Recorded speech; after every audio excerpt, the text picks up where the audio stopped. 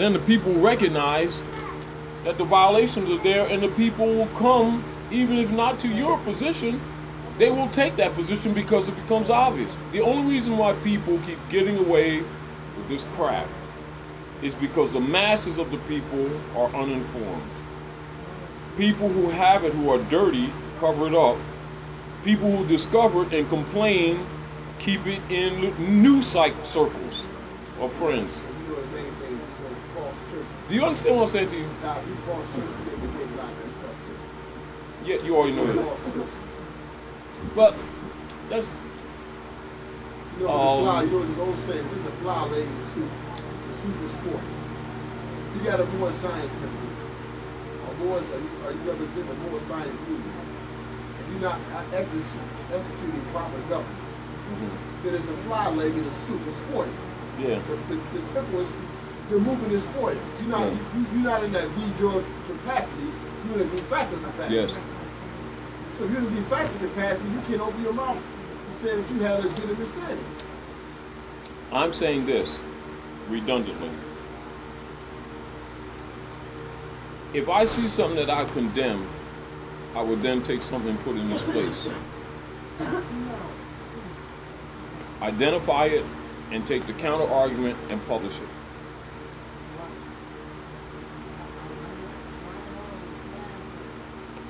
Simple. What I'm saying, if we were sitting here and just merely complaining about what some of these sellout people do, whether they're Grand Sheiks or other members of the temples or any other organization, and then not turn around and put the remedy into the public venue, then we're as corrupt as they are.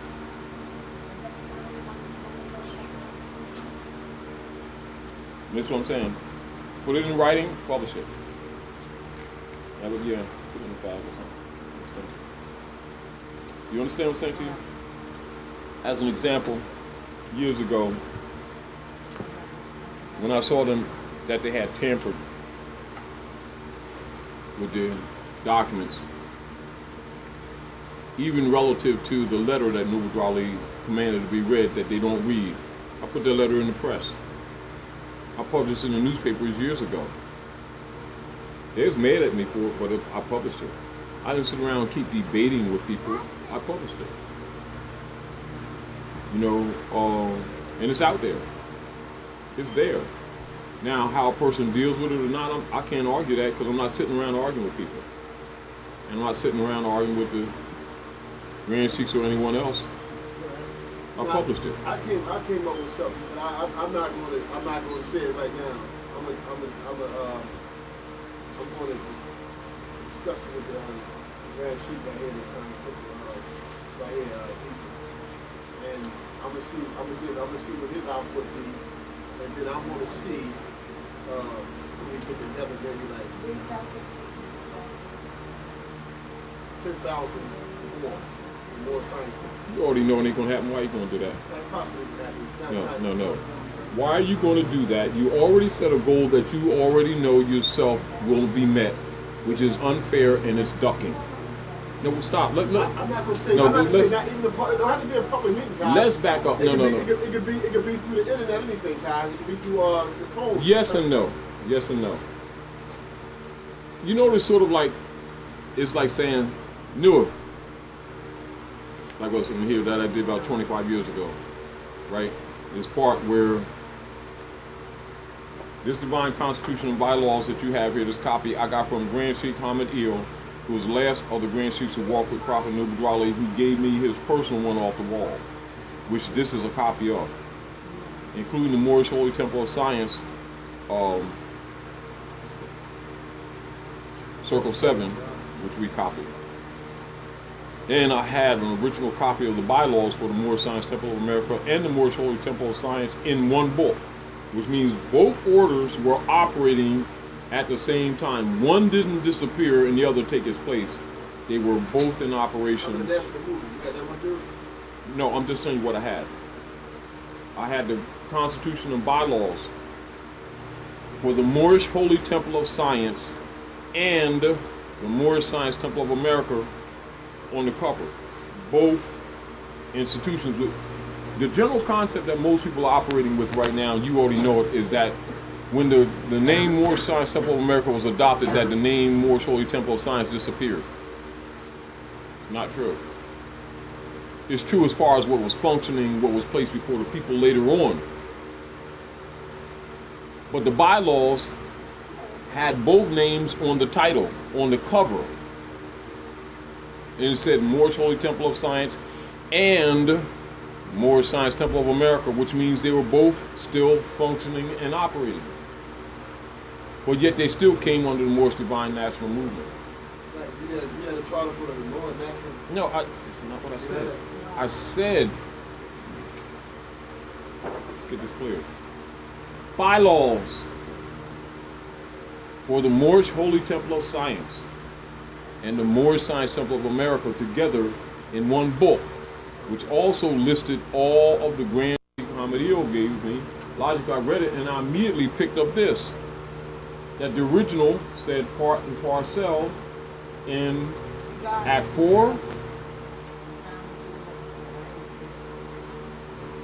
and Act 6 and Act 7.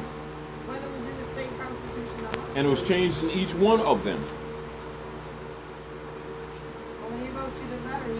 Article 6 of the Constitution, for the Constitution for the United States. And then you also read Act 4 of the Divine Constitutional Bylaw, and then read again and the foregoing excerpt from the Divine Warning of the Prophet. The nation becomes obvious, the civic nature of the mission, of the Moorish mission becomes very clear. And then when you look up in law and you see what is it that parcel means, and what is that partial means, and you see parcel refers to land, a bundle of land, a parcel, something put aside, special, etc. And partial deals with attitude. And as a matter of fact, there are two different parts of speech. So logically, that became a concern with me. And I'm saying to you, I published it years ago. You know, I mean, they got mad at me, you know, but back to what you were just saying. Back to what you were just saying. I don't know that it should be advanced. Now, a person like yourself or me or someone else who knows law or recognizes those things, we pick that up. But somebody who don't recognize or respect law reads partial and parcel, and it don't make a difference as long as it sounds close. But a person who knows law knows that's a deliberate abridgment for a legal purpose, isn't it? Isn't it? Mm-hmm. So now, do you sit around and have a conversation with grand sheiks that you know already know this, who have no intention to fix this, because if they did, they would have fixed it?